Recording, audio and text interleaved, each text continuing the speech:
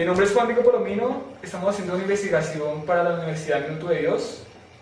Detrás de la cámara está Laura Piñeros. La entrevista va a estar basada en el campo ambiental, profundizando todo ese tema tan grande como es la deforestación en Colombia. Entonces vas a dejar que ella se presente. Bueno, mi nombre es Vanessa Palomino Cuellar, soy bióloga egresada de la Universidad Nacional de Colombia y vengo trabajando hace algún tiempo en el área de consultoría ambiental. Empresas grandes en las que haya trabajado. He trabajado para Consultoría Colombiana y para el consorcio Hexaconcol. Bueno, entonces pues empecemos de una con las preguntas, que pues como en sí basa como en el pensamiento social y cultural pues de Colombia mediante esta problemática que es la deforestación. Entonces la primera pregunta sería así, con una breve introducción. La cultura es parte fundamental en la deforestación, ya que por medio de esta algunos campesinos erradican bosques completos. ¿Se podría cambiar esa cultura cambiando los patrones que la dirigen? Yo pienso que sí, o sea, si hubiera, si el gobierno nacional tuviera programas que fueran más fuertes en cuanto a la educación ambiental, se podría cambiar el tema de la deforestación en Colombia. Sin embargo, hay que ver que aquí hay otro contexto nacional más profundo, que es las oportunidades de empleo, de trabajo de la gente. Eso por una parte. La otra parte es la expansión ganadera o agrícola. Creo que esas dos cosas son las que más tienen importancia en el tema de la deforestación. Y mucha gente que participa en esa expansión ganadera y expansión agrícola es gente que es estudiada, digámoslo así, que ha tenido la oportunidad de ir a un colegio, de ir a una universidad, pero aún así le falta la cultura de saber por qué hay que conservar un bosque. Sí, porque entiendo en ese sentido, por ejemplo, esas grandes llanuras en Caquetá, que se supone que antes eran bosques y ahora solo son llanuras para el ganado, donde solo se encuentra el terreno pisoteado por... Eso es verdad. Creo que, bueno, no hace mucho, como que dieron las cifras de los departamentos en donde más había deforestación, y uno de esos departamentos, los 3 departamentos en donde más hay deforestación, pertenecen precisamente a lo que es considerado como Amazonía colombiana. Zonas que habían estado muy prístinas, o sea, en donde no había entrado mucha gente por problemas sociales. De pronto más adelante se puede tocar ese tema, pero en donde por los cambios socioeconómicos por los que ha atravesado el país, han tenido acceso a esas zonas y han empezado a expandir la frontera agrícola, y en el Caquetá, por ejemplo, la frontera pecuaria, con el tema de la ganadería. No hace mucho estuve en una salida de campo, no en el Caquetá, pero sí pues en una zona, digamos, que está bastante conservada en el Tolima. Y cuando yo les comentaba, yo soy caqueteña, me decían, uy, el Caquetá es muy chévere, porque resulta que allá uno se va con nada de plata, puede comprar tanta cantidad de terreno con muy poca plata, tumba todo, mete ganado, y al año, a los 2 años, ya usted se ha vuelto millonario, ¿sí? Entonces le ven el potencial a esos terrenos, pues no solo a Caquetá, sino que a muchos otros, le ven el potencial para tumbar y montar ahí algo, pues en este caso pecuario, pero sí, la ganadería. Entonces ese es como uno de los grandes problemas que hay. Sí, escuché que, bueno, supe de la visita de la ex primera dama del gobierno de Uribe, esa la esposa de él, que estuvo en un pueblo en Caquetá, que supuestamente inaugurando unos salones de una institución educativa, pero se dice más allá que en realidad los objetivos de ella era la compra de algunos terrenos. ¿Sí has escuchado eso? Yo escuché, pero o sea, son rumores, obviamente, pues uno no sabe bien, que compró unos terrenos a un precio muy bajo. Terrenos no tanto en la llanura amazónica que tiene Caquetá, sino más bien hacia la parte de Piedemonte y pues de la cordillera, que también tiene ese departamento. Y la cosa es que, como ya le dije, por cuestiones más sociales, digamos, el conflicto social que ha atravesado Colombia pues, durante mucho tiempo, por esa razón, las grandes empresas mineras y energéticas no han podido pues entrar a este tipo de lugares a hacer extracción minera, pues hacer lo que hacen ellas. Pero como eso ha cambiado en los últimos años, no se puede negar que eso ha cambiado.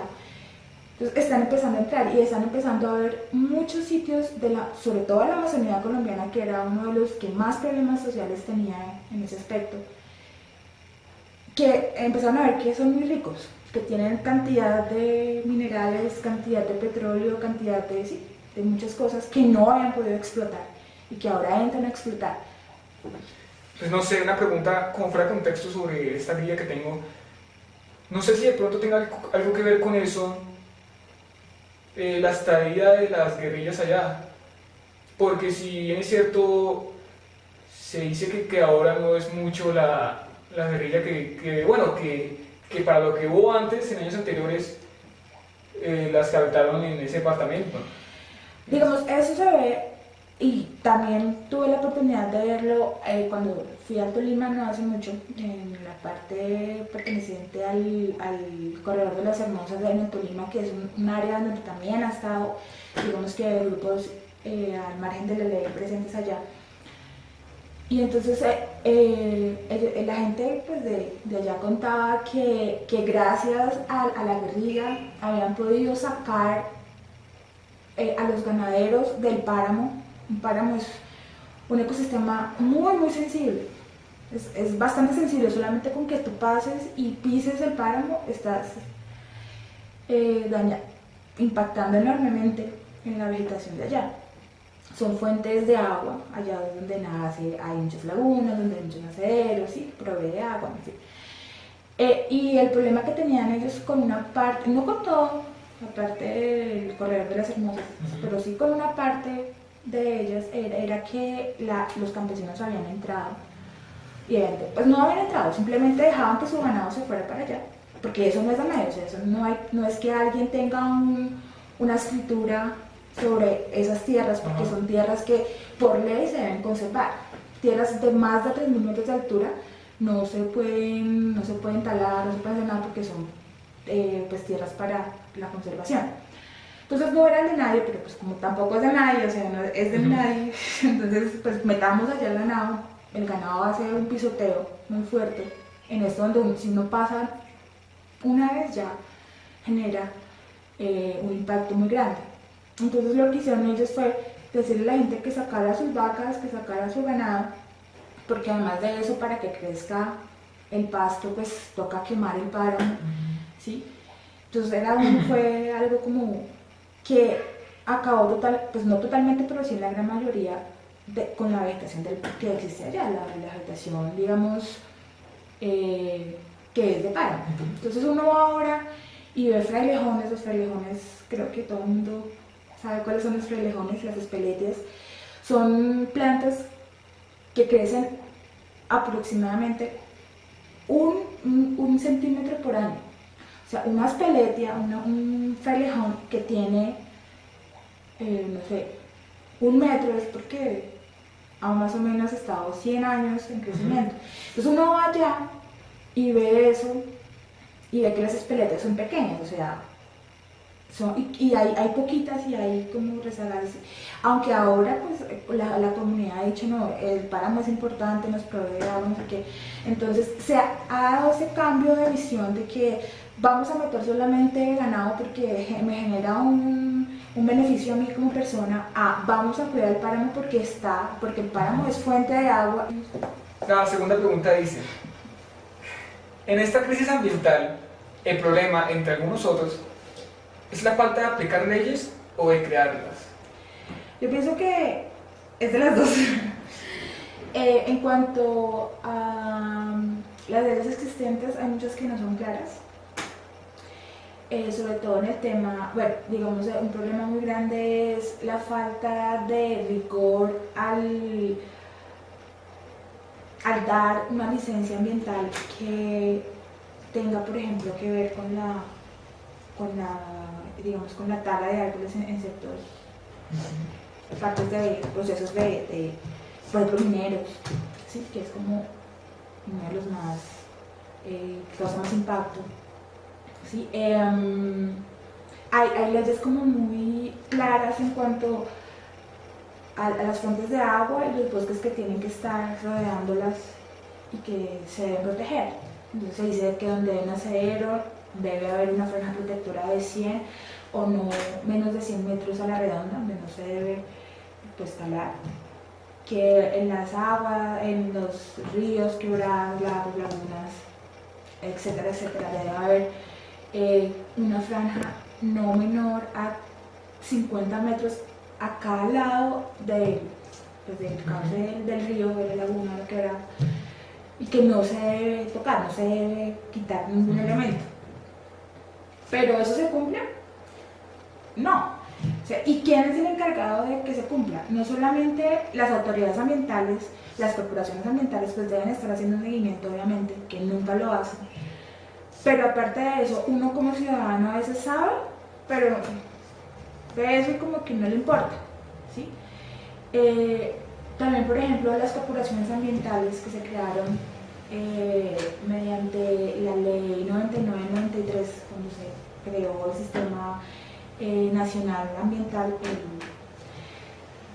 ellas tienen como una lista de las especies de flora y de fauna que no se pueden tocar por ningún motivo. Entonces hay un bosque en tal parte y ese bosque es de alguna, ahí hay individuos de tal especie que no se pueden tocar, pero resulta que esa especie es una de las maneras más buenas en el mercado que se venden a mejor precio. Entonces, ¿qué hacen las personas? Como yo no tengo un trabajo fijo o como, pues sí, necesito buscármelo del día a día, entonces voy, talo ese árbol y lo vendo en mi gano.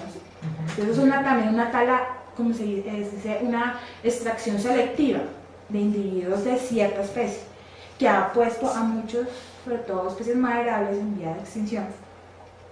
Pero entonces el problema, o sea, la ley está, ellos tienen ahí su lista de especies que no se pueden talar, pero ¿quién está de verdad haciendo el seguimiento de que no están, o haciendo como la vigilancia de que no los están talando en un bosque?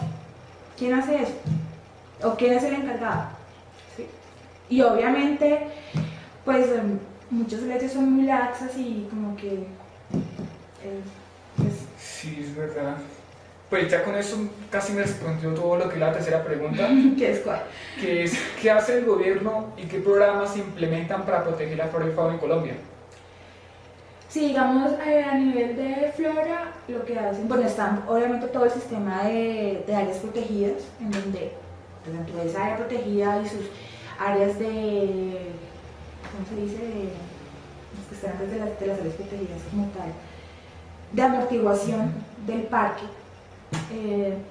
Son áreas también que no se pueden tocar.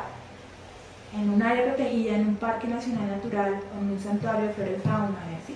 No se puede entrar a hacer caza, no se puede entrar a talar árboles, pero a veces los parques son muy grandes y digamos, los miembros o las personas que trabajan dentro de ese parque son pocas, no tienen cómo hacer una vigilancia estricta de los predios, ¿sí? Entonces, falta eso. Digamos, en cuanto a la fauna, existen, pues, bueno, también a la flora, existen las que están consideradas en algún grado de amenaza por la UICN, que es la Unión Internacional para la Conservación de la Naturaleza. Están de donde aparecen pues las especies y en qué grado de amenaza están, o si ya casi van a estar en un grado de amenaza.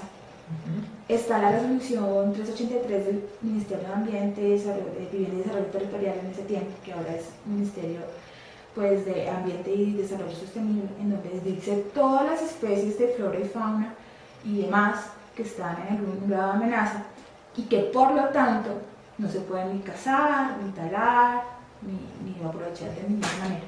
Están los CITES, los apéndices del CITES. El CITES es la Convención Internacional para la Conservación de la Flora y la Fauna también, que es además que prohíbe de alguna manera el tráfico y el comercio de especies, porque aquí también no habla de comercio, no solamente es que vayan a estar en un bosque para poner ganadería, que es un problema muy grave, sino que también hay tráfico de especies. Entonces se llevan la rana para la mascota, las boas para mascotas, ¿sí?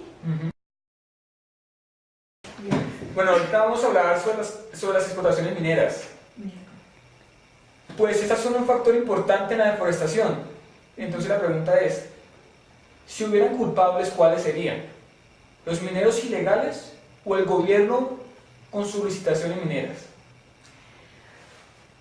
Pues los dos serían culpables, la verdad. La minería ilegal, digamos que yo, la verdad, no conozco mucho acerca, no he trabajado en muchos proyectos de minería, o sea, no, pero sí conozco el problema, por ejemplo, de la minería ilegal, y es que como no tienen control, como no hay nadie que les esté vigilando, entonces, digamos, las días hacen lo que se les dé la gana. Entonces arrojan químicos que, pues, al agua pues, que contaminan, por ejemplo, quitan muchísima capa vegetal, quien les dice algo, ¿sí? Entonces, digamos que en ese aspecto la minería legal, es decir, las licitaciones que da el gobierno, de alguna manera plantearían ese control de esa minería, ¿sí? Porque tal vez minería no va a dejar de haber. ¿Por qué no va a dejar de haber? Porque digamos que es muy claro cuando a uno como ambientalista le dicen, pero es que no se va a detener el progreso de Colombia ¿sí?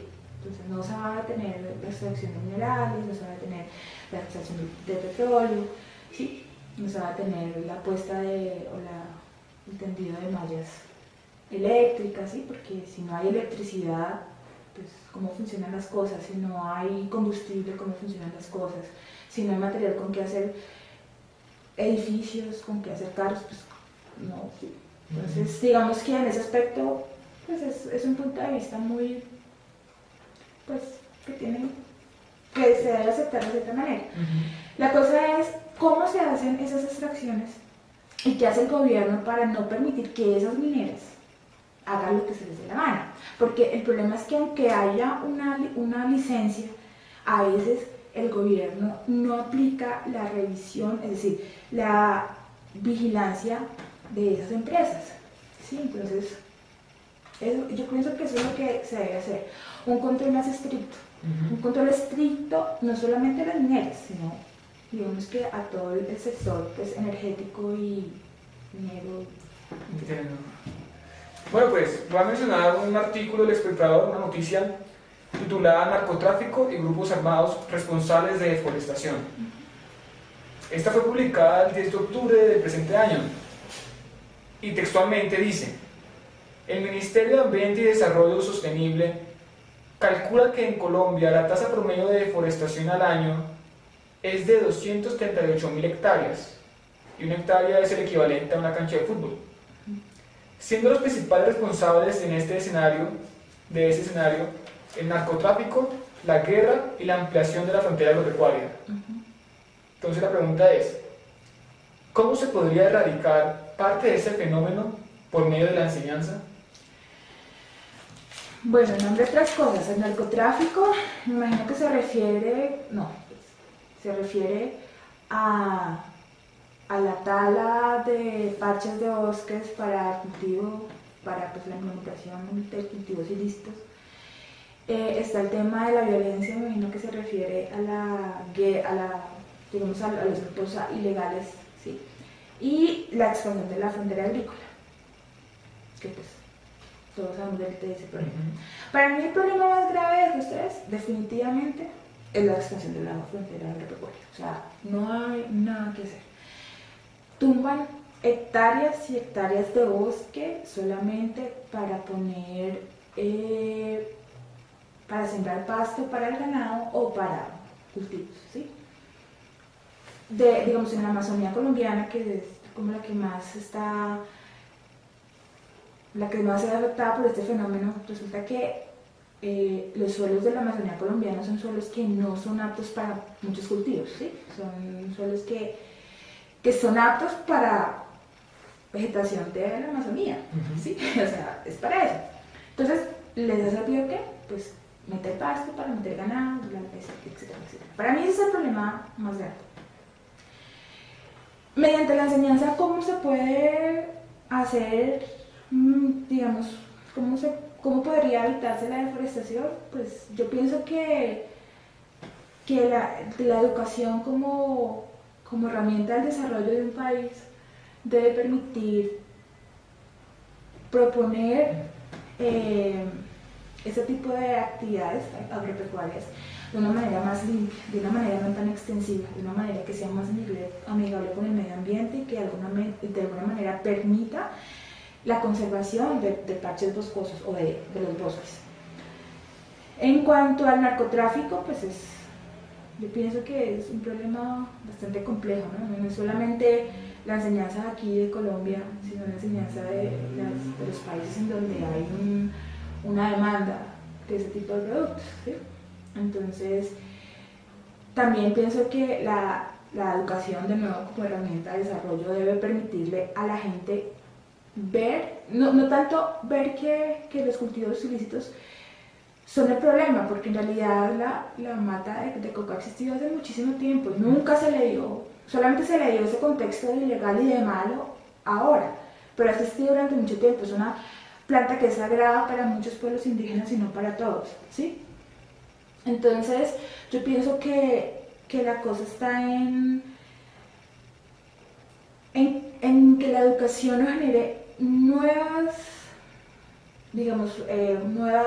formas de trabajo, ¿sí? Porque es que eso, digamos que, no es que sea fácil, pero es como cualquier persona lo puede hacer, pues va y hace su planta, como le dicen, es que, pero, o sea, como mentalizar a las personas de que hay toda una cosa mala alrededor de eso, social, porque es social, y que se debe generar más oportunidades de empleo en otras partes para que esas personas no estén metidas allá. Y en cuanto a la guerra,